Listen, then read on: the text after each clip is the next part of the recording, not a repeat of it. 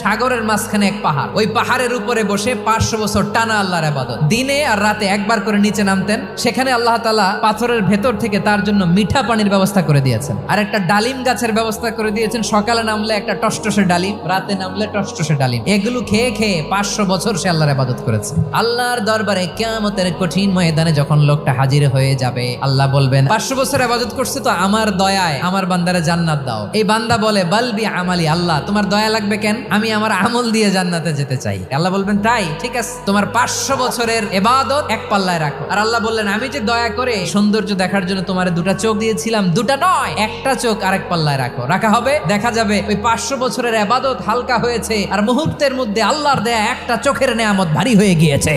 ফলাফল দেখো, হিসাব বলে তুমি এখন জাহান্নামে যাবা, যাও এবার জাহান্নামে যাও। এবার লোকটা কাচুমাচু করে বলে আল্লাহ এবার আমি বুঝতে পেরেছি তোমার দয়া ছাড়া দুনিয়ায় কেউ জান্নাতে যেতে পারবে না।